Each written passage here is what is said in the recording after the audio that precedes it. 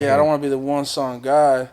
So I remember like I was at work and some shit had happened with like some family members that they didn't invite us to a fucking party, and I was all mad because they always kind of like excluded us from shit. So I was just like, man, fuck it, I'm gonna diss them in a song. And I started writing like he perdido amigos, he perdido familiares, y si nunca me apoyaron, pues que chinguen a su madre. And that's like, I've lost friends and I've lost family. If you never supported me, like, go fuck yourself. I don't give Hmm. a fuck. Hmm.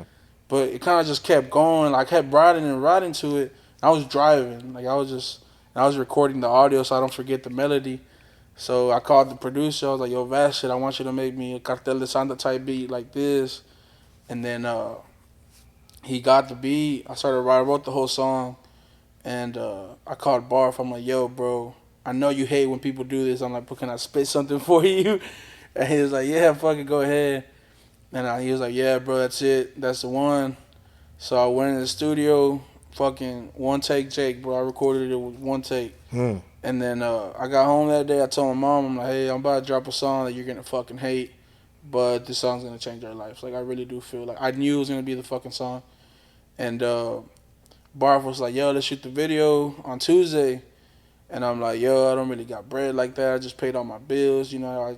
And he was like, man, don't even worry about it, bro. Like, we'll cause that shit when we get there. Da da da. But I was like, yeah, but then I don't know where I'm gonna have the video, what to do. And like an hour later, this dude calls me. He's like, yo, bro, I want you to host a truck meet at my taco stand. It's like a whole ass property.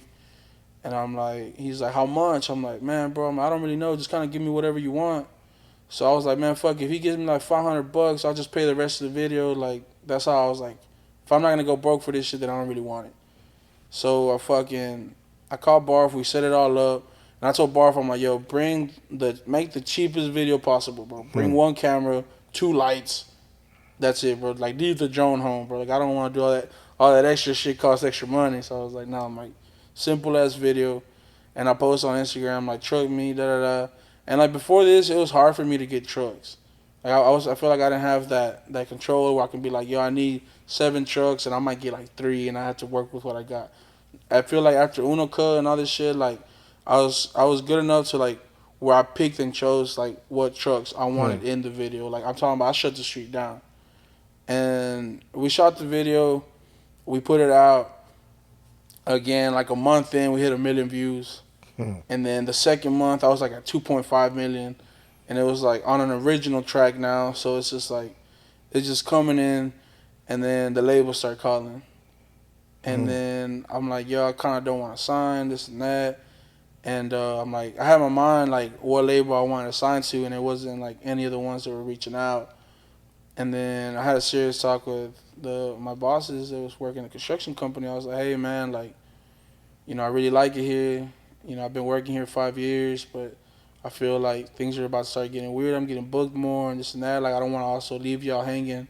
Where like if y'all need me, but I gotta be over here. Like, I feel like it's only right for me to choose my music first because I never know when I'm gonna have this, you know, this window opportunity.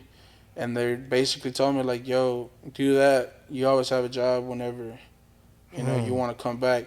So that gave me the safety net enough to kind of just like fucking risk it. And then the label I wanted to started reaching out. That's the label I'm signed to right now.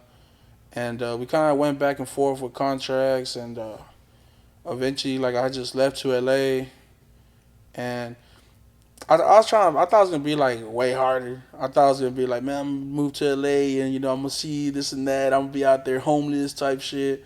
I had rented like Airbnb out for I think like 2 months, and I'm gonna go live out there, and I'm not gonna be making no money, and like hopefully like this puts a fire under me. Do the starving artist thing, Man, yeah. I was fucking signed within like 2 weeks of being out there. I was just like, man, I thought this shit was gonna be like harder, and then so I ended up signing. I flew back home. And as soon as that fucking same night, bro, I broke my fucking leg and ankle, and I was out for like 6 months. And that, Dog, what the fuck? So you can't? Are you trying to still do shows and shit or what?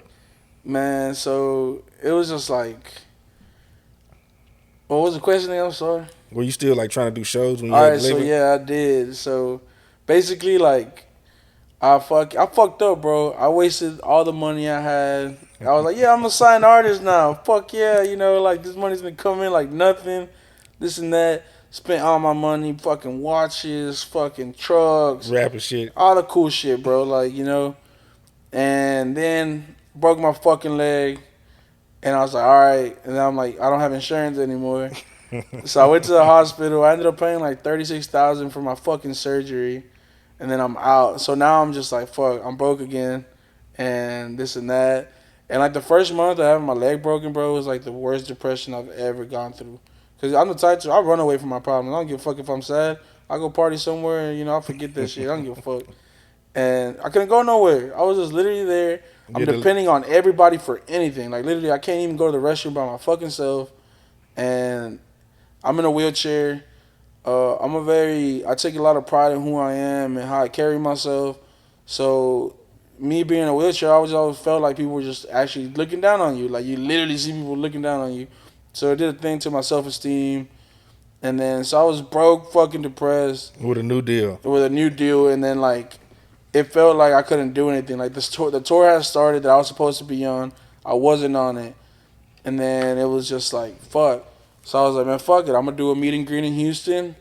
And, I'll sell merch and hopefully that'll keep me going for a few months. Donnie Houston.